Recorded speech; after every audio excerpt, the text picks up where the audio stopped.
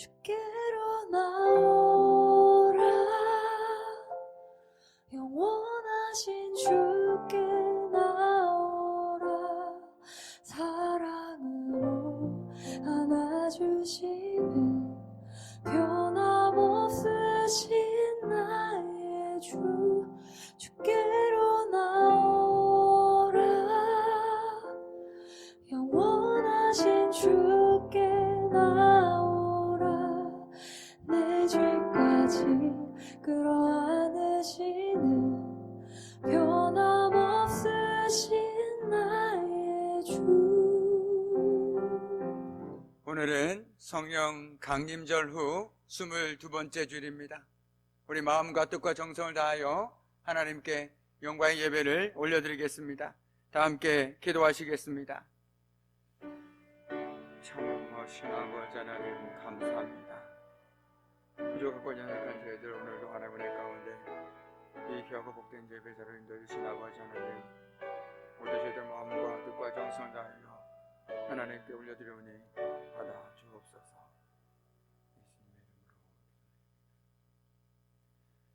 아버지께 참되게 예배하는 자들은 영과 진리로 예배할 때가 오나니 곧 이때라. 아버지께서는 자기에게 이렇게 예배하는 자들을 찾으시느니라. 하나님은 영이시니 예배하는 자가 영과 진리로 예배할지니라. 아멘. 나의 힘이 되신 하나님, 물이 없어 마르고 황폐한 땅과 같이 고달픈 인생길에서 방황하던 저희들이 주님 앞으로 나왔습니다. 주님의 인자심이 생명보다 나음으로 손을 들어 기도합니다. 주의 권능과 영광을 보기 위하여 성소에서 주를 바라봅니다. 예배하는 우리에게 큰 은총으로 채우사 골수에 기름진 것을 먹음같이 만족하게 하옵소서. 우리의 예배를 받으시는 예수님의 이름으로 기원하옵나이다. 아멘.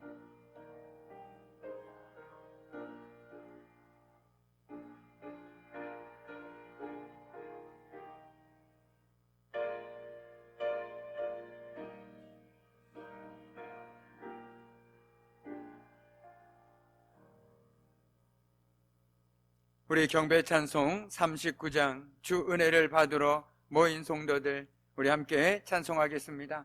찬송가 39장입니다.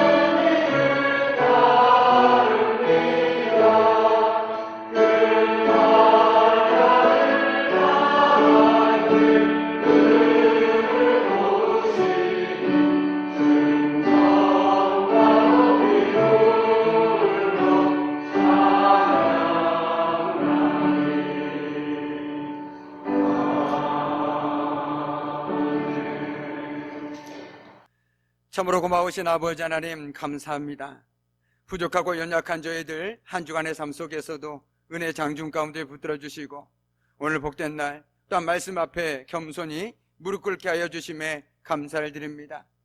오늘 하나님 말씀이 선포되어질 때에 듣는 귀와 깨닫는 마음을 허락하여 주시어서 하나님 말씀을 듣고 깨닫고 알아 그 말씀대로 살아가는 저희들의 복된 삶 되게 하여 주시며 오늘도 말씀이 선포되어질 때마다 성삼위 하나님께서 이곳 가운데 친히 임재하여 주옵소서.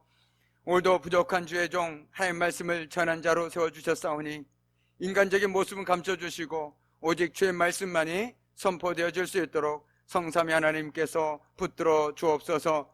모든 것 주님께 온전히 의탁하오며 감사드리며 예수님의 이름으로 간절히 기도드립니다. 아멘. 할렐루야. 반갑습니다. 우리 반갑게 인사 나누겠습니다. 반갑습니다. 네, 반갑습니다. 네, 반갑습니다. 네, 한 주간에도 이렇게 건강하게 주님의 가운데 살아가시다가 정말 기도한 것처럼 이렇게 건강한 모습으로 잘 다시 만날 수 있다는 것이 얼마나 큰 은혜인지 모르겠습니다. 우리가 다른 건 몰라도 그 은혜만은 매일매일 누리고 살아갈 수 있는 저와 여러분의 한 주 한 주 그리고 하루하루가 되어지기를 주님의 이름으로 간절히 축복합니다. 아멘. 이런 말이 있다고 합니다. 그릇과 집이 유용한 것은 그것이 비어있기 때문이다 라는 말이 있다고 합니다. 그릇이라는 도구가 유용한 것은 그것이 비어있기 때문이라는 것이죠. 마찬가지입니다. 우리도 자신을 비울 때만 하나님의 적절한 도구로 쓰임받을 수 있습니다. 그런데 세상 사람들은 이를 알지 못하고 자꾸만 더 채우려고 하고 더 강하고 더 높은 것만을 추구하며 살아가고 있습니다. 그래서 더만을 외치고 살아가고 있는 것이 바로 우리 이웃들의 삶의 모습이라는 것이죠. 하지만 오늘 여기 빈 그릇에 은혜를 가득 담고 세상 한복판에서 외치는 사람을 저와 여러분은 만나게 됩니다. 그렇습니다. 그 사람은 바로 사도 바울이라는 것이죠. 그런데 오늘 사도 바울에게도 고민이 있었습니다. 그는 하나님을 입어서 수많은 능력을 행하였고 병든 자를 고쳤으며 귀신을 쫓아내기도 하였습니다. 한마디로 능력의 사역자였다라는 것이죠. 그러나 정작 그 자신은 오늘 말씀에 기록된 것처럼 육체의 가시로 인해서 말할 수 없는 고통을 당하고 있었습니다. 우리는 이 시점에서 당황하게 됩니다. 하나님은 전능하신데 왜 그 하나님을 믿는 우리는 이렇게 나약한가 하는 것입니다. 그분이 강하신 분이라면 그분을 믿는 우리도 마땅히 강해야 하지 않겠는가 하는 것이죠. 오늘 바울의 질병이 무엇이었든 우리는 그것에 별 관심이 없습니다. 그것이 어떤 질병이었든지 간에 그것이 주는 고통은 그에게 이루 말할 수 없었다라는 것이죠. 더군다나 남의 병을 고치면서까지 자기는 병으로 고통당하는 모습을 보게 된다라면 사람들이 나를 어떻게 볼까? 그는 걱정하지 않을 수 없었을 것입니다. 나의 질병 때문에 혹 내가 전하는 복음이 장애물이나 걸림돌이 되지 않았을까 걱정할 수밖에 없다라는 것이죠. 저 사람은 남은 고치면서 자기는 못 고치는구나. 저 사람 믿는 하나님은 자기조차 못 고치는데 우리 보고 믿으라고 한다나니 그게 말이 되느냐? 이런 말들이 그 마음속에서도 울려 퍼지지 않겠습니까? 가끔 우리가 이런 말을 듣지요. 정말 큰맘 먹고 기도하고 복음을 전합니다. 예수 믿으셔야 합니다. 그런데 돌아오는 말은 당신이나 잘 믿으시오 라는 말입니다. 그러면 우리는 스스로를 돌아보게 되죠. 정말 내 삶이 혹 복음에 걸림돌이 되고 있지는 않을까 걱정하게 된다라는 것입니다.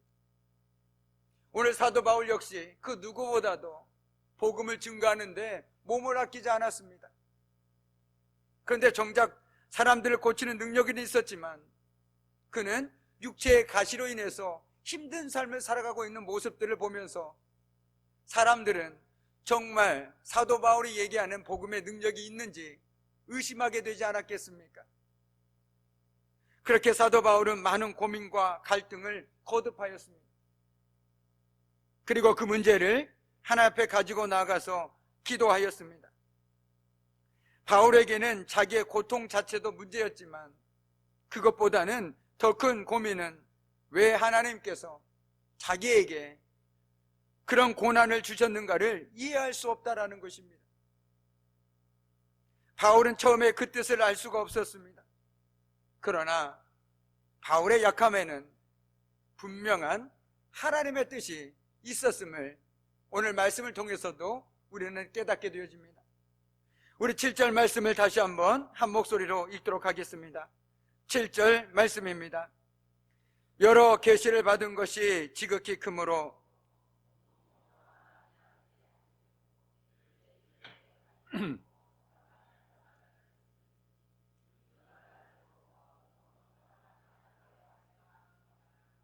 아멘. 오늘 말씀에서도 가만히 보면 우리는 궁금하죠. 과연 사도 바울의 육체의 가시는 무엇이었을까? 우리는 거기에 더 관심을 갖고 있지만 성경은 거기에 관심이 없습니다. 오히려 바울에게 왜 그 가시가 주어졌느냐에 더 초점이 있다라는 것이죠. 바울은 이 가시로 인해서 계속해서 하나님을 의지할 수밖에 없었습니다. 혹시 여기서 특별히 많은 가시 가운데 육체의 가시를 가지고 있는 분이라면 이 말의 뜻이 어떤 의미인지 잘 알고 계실 것입니다. 하나님께서 나를 지켜주지 않고 나를 붙들어주지 않으면 우리는 한순간도 살아갈 수가 없다는 것이죠. 나는 언제든지 쓰러질 수 있는 사람이고 언제든지 넘어질 수 있는 사람이고 언제든지 안개처럼 사라질 수밖에 없는 연약한 인생이라는 것입니다. 하나님께서 붙잡아주지 않으시면 말이죠. 오늘 그 뜻 가운데 우리는 그 뜻이 바로 하나님께서 우리가 하나님을 붙들고 의지하고 살아가길 원하고 계시다라는 것을 어렴풋이나마 오늘 말씀을 통해서 깨닫게 되어진다라는 것입니다. 하나님께서 오늘 바울에게 이 가시를 주신 이유는 너무나도 분명했습니다. 한마디로 자만하지 말라라는 것입니다. 네가 은혜를 그렇게 크게 받았으니 혹시 그 은혜 때문에 자만하지 말라라고 가시를 심어 두었다라는 것입니다. 그래서 교만해지려고 하면 그 가시가 사도 바울을 찌른다라는 것이죠. 너 이러면 안 된다. 이건 네가 하는 것이 아니라 하나님이 하시는 것이다. 그리고 하나님께서 언제든지 너를 치시면 너는 언제든지 넘어질 수 있고 언제든지 그 능력은 빼앗길 수 있다라고 사도 바울에게 시시때때로 사도 바울이 교만해질 때마다 그 가시가 찌르고 또 찔렀다라는 것입니다. 그렇기 때문에 사도 바울은 교만하고 싶어도 교만할 수가 없었습니다. 왜요? 잊을만 하면 찔러대는데 어떻게 잊겠습니까? 내가 건강하다, 내가 뭔가 된 것 같다, 이제 나에겐 부족함이 없다 생각하는 순간 여지없이 가시가 나를 찌릅니다. 아, 내가 그런 사람이 아니었지. 내가 하나님을 잊고 살았구나. 내가 하나님을 붙잡아주지 않으면 살아갈 수 없는 것을 잊고 살아가고 있었구나. 이렇게 생각하게 되었다라는 것입니다. 육체적인 병보다 무서운 것은 교만의 병입니다. 육체적인 질병이야 요즘 의술로 어떻게 치료할 수 있다라고 하지만 교만은 의술로도 치료할 수가 없습니다. 그런데 오늘 가시가 있음으로써 그는 겸손히 하나님을 섬길 수 있다면 그것이 바로 더 큰 은혜라는 것이죠. 저와 여러분이 이 세상을 살아가면서 받을 수 있는 가장 큰 복이 무엇일까요? 저는 바로 하나님과 늘 함께하는 믿음의 복이라고 생각합니다. 그런데 내가 육체 연약함이 있어서 하나님을 잊을 수 없다라면 그 사람만큼 복된 인생이 또 어디 있겠습니까?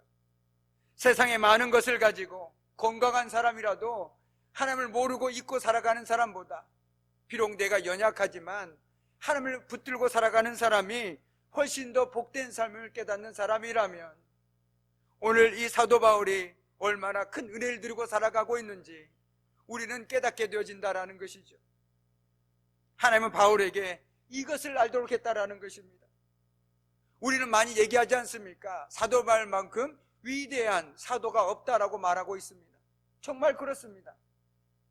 그러나 우리가 늘 잊지 말아야 할 것은 사도 바울에 가려져서 그 뒤에서 잠잠히 일하시는 하나님을 보지 못하면 안 된다는 것입니다. 하나님께서 오늘 사도 바울을 통해서 우리들에게 보여주고 싶은 것은 사도 바울 뒤에서 일하고 계신 하나님을 보여주길 원하셨다는 것입니다. 사도 바울 역시도 내가 무엇인가를 해낼 때마다 내가 해냈다가 아니라 하나님께서 하셨구나라는 것을 잊지 않게 하기 위해서 그에게 육체의 가시를 주셨음을 오늘 말씀은 우리들에게 분명하게 기록해주고 있다는 것입니다. 우리가 세상을 살아가면 남부럽지 않게 살고 싶죠. 남보다 더 많은 것들을 가지고 싶고 더 많은 것을 누리고 싶고 더 건강하게 살고 싶은 것이 바로 우리 모두의 삶이 아니겠습니까? 그 누가 아프고 싶고 그 누가 가난하게 살고 싶으며 그 누가 남들보다 못하는 삶을 살고 싶겠습니까? 그런 사람은 아무도 없습니다. 그러나 오늘 말씀을 통해서 비록 내가 남들보다 조금 연약할지라도 남들보다 조금 덜 가졌을지라도 내가 하나님만 손을 꼭 잡고 있다라면 그것이 나에겐 은혜라는 것이죠. 세상 사람들은 뭐라고 얘기합니까? 참 불쌍하다, 저주받았다, 안타까운 인생이다 라고 얘기하지만 오히려 그것을 통해서 내가 하나님을 잊지 않을 수 있다라면 그것은 은혜인 것입니다. 은혜라는 건 다른 것이 아닙니다. 제가 은혜를 생각하고 또 생각하고 또 생각해 볼수록 은혜를 한마디로 정리해 본다라면 저는 이렇게 정리하고 싶습니다. 나로 하여금 하나님을 잊지 않게 만드는 것, 그것이 바로 저는 은혜라고 생각합니다. 저에게도 은혜의 흔적이 있습니다. 제가 조금만 교만해지려고 하면 여지없이 그 은혜의 흔적이 저로 하여금 다시금 하나님을 바라보게 만든다라는 것이죠. 이것이 바로 하나님께서 오늘 사도 바울에게 육체의 가시를 주신 이유였다라는 것입니다. 우리는 이스라엘 초대왕 사울을 기억합니다. 사울을 처음에는 스스로 미련한 사람이라고, 작은 사람이라고 얘기했습니다. 참으로 겸손한 사람이었습니다. 그래서 그는 전능하신 하나님은 의지할 수밖에 없었습니다. 왜요? 자기는 아무것도 할 수 없으니까. 내가 가진 것이 없는데 하나님을 붙잡아야 그것을 할 수 있는데 어떻게 내가 교만할 수 있겠습니까? 한번 상상해 보십시오. 어느 날 갑자기 우리 성도들 가운데 한 분에게 하나님께서 정말 내가 감당하지 못할 일을 맡기셨습니다. 어떻게 하시겠습니까? 내가 할 수 있어. 이까짓 거 문제 아니야. 이렇게 하시겠습니까? 대부분은 이렇게 하겠죠. 하나님, 나는 이것을 감당할 수가 없습니다. 어떻게 나보고 이것을 감당하라 하십니까? 하나님께서 함께 해주지 않으시면 저는 이것을 감당할 수가 없습니다. 주님이 도와주셔야 합니다라고 주님께 기도할 수밖에 없다라는 것이죠. 믿음은 바로 이처럼 겸손한 사람은 늘 하나님을 의지할 수밖에 없습니다. 아니, 의지하지 않고서는 그것을 감당할 수 없음을 너무나도 잘 알고 있기 때문이라는 것이죠. 그런데 사울 왕은 어땠습니까? 처음에는 그랬지만 이제 자신이 왕이 되고 승승장구하고 원수들을 물리치고 인기를 얻게 되고 수많은 군사를 거느리게 되자 처음에 그 겸손한 마음을 그만 변질되고 말았습니다.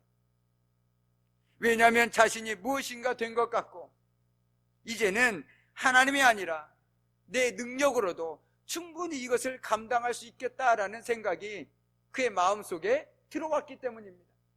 그것이 바로 교만이라는 것이죠. 사울이 처음에는 스스로 작게 여길 때 그는 늘 하나님을 의지했기 때문에 아주 작은 부분에서도 하나님의 은혜를 누리게 되었습니다. 그는 기억해야만 했습니다.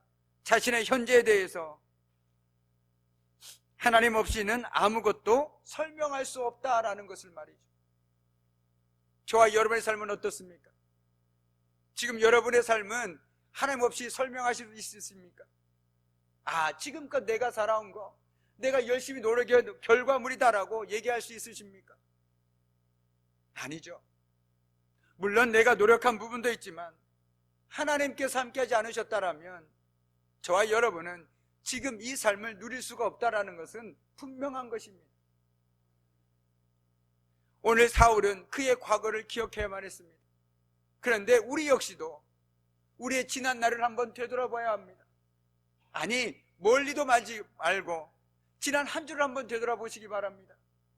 지난 한 주도 우리는 여전히 변함없이 하나님 은혜 가운데 하나님의 말씀을 들었습니다. 그리고 그 말씀을 통해서 정말 하나님께서 함께하고 계시는구나, 내가 하나님의 말씀대로 내 삶을 통해서 재현해 내리라 다짐했고 결단했을 것입니다. 지난 한 주간의 그 순간순간 모든 과정 가운데 하나님께서 함께 하셨지만 우리는 하나님 믿고 살 때가 많았음을 고백하지 않을 수 없는 것이 우리의 부끄러운 모습이요, 우리의 연약한 모습이라는 것입니다. 이처럼 사울도 그의 과거를 기억해야만 했습니다. 특별히 신앙인들에게, 과거를 망각한 사람에겐 은혜를 얘기할 수가 없습니다. 과거가 없는 신앙인들에겐, 오직 앞만 보고 달려가는 사람에게는 은혜를 얘기할 수가 없습니다. 사울은 그렇게 그의 과거를 기억해야만 했습니다. 하나님이 그와 함께하지 않으셨으면, 그리고 그에게 능력을 주지 않으셨으면 그는 진실로 아무것도 아닌 것을, 그리고 아무것도 할 수 없었다는 것을 말이죠. 오늘 말씀도 바울의 과거를 보여줍니다. 그는 자기의 육체의 가시를 가졌던 사람입니다. 사도 바울은 그 육체의 가시가 너무나도 싫어서 그것을 제거해달라고 3번이나 하나님께 기도했습니다. 여기서 3번이라는 것은 단순히 3번이라는 횟수를 얘기하는 것이 아니라 하나님 앞에서 작정하여서 간절히 드린 기도였다라는 표현입니다. 그런데 하나님의 응답은 어떻습니까? 그의 기대와는 전혀 다르게 다른 차원으로 다가왔습니다. 내 은혜가 내게 족하도다. 이는 내 능력이 약한 데서 온전하여짐이라 라고 말이죠. 하나님은 사도 바울의 육체의 가시를 은혜라고 말씀하고 있습니다. 우리가 흔히 말하는 은혜와는 사뭇 다름에 우리는 당황하게 됩니다. 어떻게 하나님께서는 그것을 은혜라고 말씀하실 수 있을까? 어떻게 고난과 가시가 하나님의 은혜가 될 수 있을까요? 우리의 시련과 고통을 어떻게 하나님의 은혜라고 말할 수 있느냐라는 것입니다. 그런 의미에서 은혜라는 것은 바로 우리를 하나님께 든든히 메어주는 끈과 같은 것이 아닐까 생각하게 됩니다. 그렇게 은혜는 우리에게 저마다 다른 모습으로 다가오게 됩니다. 하나님은 바울의 연약함을 통해서 더 큰 은혜를 체험하게 하셨습니다. 고난 가운데서 하나님을 더욱 의지하도록 하셨고 하나님의 더 큰 역사들을 경험하도록 하셨다라는 것이죠. 우리의 연약함은 하나님께서 강하게 역사하시는 기회가 되는 것입니다. 보통 어린아이들이 이런 얘기를 합니다. 도와주려고 할 때 어떤 얘기를 합니까? 내가 할게요, 제가 할게요 라는 말을 참 많이 합니다. 이처럼 하나님께서는 우리 삶 가운데 여전히 우리를 붙들어 주시고 우리를 돕길 원하시건만 우린 여전히 내가 할 수 있다라고 하나님께 목청 높여 얘기하고 있다라는 것입니다. 제가 할 수 있으니 하나님 저를 가만히 좀 놔둬 주십시오라고 말이죠. 그런데 우리가 연약할 때는 어떻습니까? 정말 의지할 것이 하나도 없을 때 어떻게 합니까? 집 앞에 2손 들고 나오지 않습니까? 믿었던 사람도, 내가 의지했던 모든 것들도 산산조각 났을 때 우리는 그때서야 비로소 정말 주님 앞에 2손 들고 나오게 된다는 것입니다. 어찌 보면 그것이 바로 오늘 성경이 얘기하고 있는 우리의 연약함이라는 것이죠. 우리가 연약할 때 우리는 하나님의 은혜에 민감하게 반응할 수 있습니다. 오늘 우리의 고난은 하나님의 살아계심과 참된 능력을 아는 기회요, 체험하는 계기가 된다라는 것이죠. 왜 나는 하나님의 은혜를 누리지 못할까? 왜 내 삶 속에는 여전히 하나님이 보이지가 않지? 한번 가만히 자신의 삶을 들여다보십시오. 내가 너무나도 여전히 살아서 움직여서 하나님이 들어설 자리가 없습니다. 신앙은 있으나 하나님이 보이지가 않습니다. 내 마음속에 하나님의 자리가 있어야 하는데 그 자리에 자꾸만 다른 것들로 채워나가고 있다는 것이죠. 그러다 보니 하나님의 능력이 드러날 수도 없습니다. 오직 나만이 드러나고, 그러다 보니 내 믿음은 곤두박질 칠 수밖에 없다는 것입니다. 우리는 늘 얘기하죠. 약할 때 강하다고. 그런데 정말 저와 여러분은 신앙 안에서 얼마나 약하십니까? 바꿔 말씀드리겠습니다. 여러분은 신앙 안에서 얼마나 하나님을 의지하고 살아가고 계십니까?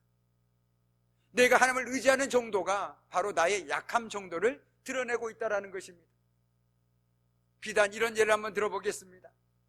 내가 한 주를 살아갈 때 하나님께 기도하지 않는 이유는 바빠서도 있고 여러 가지 이유들도 있겠죠. 그러나 나는 하나님을 의지하지 않아도 내 삶을 충분히 살아낼 수 있기에 굳이 기도할 필요가 없다라는 생각이 있기 때문입니다. 그걸 바꿔 얘기한다면 나는 강하기 때문에 하나님의 능력이 필요 없다라는 것이죠. 그러나 하나님께 기도하는 사람들은 어떻습니까? 하나님과 함께하지 않으시면 나는 지금이라도 당장 고꾸라질 수밖에 없기에, 주님께서 나를 붙들어주지 않으시면 나는 언제든지 넘어질 수밖에 없는 연약한 존재임을 그 누구보다 잘 알고 있기에 오늘도 주님께 그저 말할 수 없는 탄식으로 주여 주여라고 외칠 수밖에 없는 것입니다. 우리가 가끔 이런 분들을 만납니다. 목사님, 저는 기도를 하고 싶은데 기도를 정말 못합니다. 어떻게 해야 합니까? 라고 물어보는 분들이 있습니다. 저는 그분에게 이렇게 얘기합니다. 그냥 마음속에 있는 것을 우리가 답답할 때 어떻게 합니까? 가슴을 치지 않습니까? 아버지 치지 않습니까? 그렇게만 해도 하나님께서는 우리의 마음을 잘 알고 계시다라는 것이죠. 굳이 화려한 미사오고 쓰지 않아도 됩니다. 그냥 주여 주여 이 마음 어떡합니까? 라고 이 가슴을 쳐도 하나님께서는 누구보다 우리의 마음을 아시고 우리의 상황을 다 알고 계시다라는 것이죠. 그 마음 그 하나만으로도 충분하다라는 것입니다. 바로 그럴 때 하나님의 능력이 우리의 삶 가운데 강하게 역사하신다라는 것입니다. 내가 약할 때, 내가 하나님께 부르짖을 때 하나님께서는 그 누구보다도 우리의 마음을 아시기에 우리의 눈물을 훔쳐주시고 우리를 보듬어 안아주신다라는 것입니다. 이것이 바로 신앙의 신비라는 것이죠. 나는 그저 주님 앞에 가슴만 두드렸을 뿐인데 내 삶들이 바뀌어져 가고 내가 이해할 수 없는 일들이 내 삶 가운데 일어나는 것들을 경험하게 된다라는 것입니다. 그런데 이때가 언제입니까? 바로 내가 약할 때라는 거예요. 내가 약할 때, 내가 의지할 것이 없을 때, 내가 의지하고 싶어도 내 주변에 아무도 없을 때, 정말 주님밖에 없을 때, 정말 그 누구에 호소하고 싶은데 그 누구도 내 말을 들어주지 않을 때, 원통함이 있을 때, 아픔이 있을 때, 슬픔이 있을 때 그저 나는 주님을 생각하며 마음을 두드렸을 뿐인데 세상이 줄 수 없는 평안이 나를 휘어감고 세상 그 누구도 도와줄 수 없는 능력이 내 삶 가운데 임하는 것들을 보게 된다는 것입니다. 이것이 바로 하나님이 우리에게 주신 은혜라는 것이죠. 그렇다면 나의 약함은 은혜가 되는 것입니다. 아, 이걸 통해서 내가 하나님을 의지하게 되는구나. 그렇지 않았다면 나는 이 자리에 있을 수가 없겠구나. 부끄럽지만 저 역시 마찬가지로 그 은혜가 없었다면 이 자리에 없는 사람입니다. 있을 수가 없는 사람입니다. 그런데 제 삶에도 그 은혜가 있었기 때문에 제가 이 자리에 서서 그것을 은혜라고 자신 있게 말할 수 있는 이유도 제가 먼저 그 은혜를 경험했기 때문이고 지금도 경험하고 있고 앞으로도 경험하게 될 것이라고 확신하기 때문입니다. 우린 저마다 다 육체의 가시가 있죠. 남에게 말하지 못하는 삶의 가시가 있습니다. 그런데 그 가시를 가지고 그것을 내가 은혜로 받아들일 것인지 저주로 받아들일 것인지는 우리 각자의 몫입니다. 그러나 하나님께서는 우리의 일을 저주를 하신 적이 한 번도 없으시다라는 것이죠. 오히려 그것을 통해서 내가 하나님께 나아갈 수 있다라면, 내가 그것을 통해서 하나님을 붙들 수 있다라면 그것은 나에게 축복의 은혜인 것입니다. 아, 하나님께서 그래서 나에게 이런 것들을 허락해 주셨구나. 오늘 말씀을 들으면서 우리는 흔히 생각합니다. 사도 바울하면 육체의 가시가 있었다. 참 불쌍하다. 어떤 병이었을까? 거기에 온 관심을 쏟아놓습니다. 거기에 관심 갖지 마십시오. 그것을 통해서 사도 바울이 어떻게 하나님을 의지했는지를 봐야 된다는 것입니다. 왜 하나님께서 사도 바울에게 굳이 주지 않아도 되는 육체의 가시를 주셨을까? 그것을 생각해야 하는 것이 오늘 말씀에서 우리가 놓쳐서는 안 되는 부분이라는 것입니다. 우리 역시 마찬가지입니다. 내 뜻대로 되지 않을 때가 있습니다. 아무리 부르짖어도 내 뜻대로 되지 않을 때가 있고 막힐 때가 있습니다. 그러나 우리는 그때가 포기해야 될 때가 아니라 더욱더 주님을 바라보아야 될 때라는 것입니다. 주님은 우리가 안 된다라고 얘기할 때 그때야 비로소 그래, 그럼 이제 내가 네 삶에서 한번 일해보겠다라고 말씀하신다라는 것이죠. 그것이 바로 하나님의 은혜라는 것입니다. 이리 부딪히고 저리 부딪히고 이래도 안 되고 저래도 안 되고 그때서야 주여 주님밖에 없습니다 두 손 들 때 주님께서 내 삶 가운데 역사하셨던 것처럼 우리 사람 믿음의 권속들의 삶 속에서도 동일하게 역사하실 줄 믿습니다. 그 가시의 은혜가 오늘 한 주를 살아가는, 아니 우리 평생의 삶에서 그것이 하나님의 은혜였구나, 그것을 깨닫고 고백함으로 정말 우리의 삶이 은혜 가운데 살아갈 수 있는 저와 여러분의 복된 삶 되기를 주님의 이름으로 간절히 축복합니다. 아멘. 기도하겠습니다. 약할 때 강함이 되어주시는 하나님 아버지, 세상은 더 높은 것을 원하고 더 많이 가지길 원하고 더 강하길 원하지만 우리는 약함을 통해서 오래오래 삶 가운데 강하게 역사하시는 하나님을 알기 때문에 오늘도 그 말씀을 신뢰하며 담대히 주님만을 붙들고 의지하며 살아가길 원합니다. 주여, 우리의 약함을 통하여 주님을 바라보게 하여 주옵소서. 우리 육체의 가시와 삶의 가시와 환경의 가시와 우리를 시시각각 때때로 우리를 괴롭히는 그 연약함을 통해서 우리가 불평하거나 원망하는 것이 아니라 우리 하나님을 바라보게 하여 주시고 그로 말미암아 하나님께서 한량없이 부어주시는 하늘의 은혜를 누리게 하여 주옵소서. 감사드리오며 예수님의 이름으로 간절히 기도드립니다. 아멘. 우리 찬송가 620장 1절 부르심으로 함께 축복하는 시간 갖도록 하겠습니다.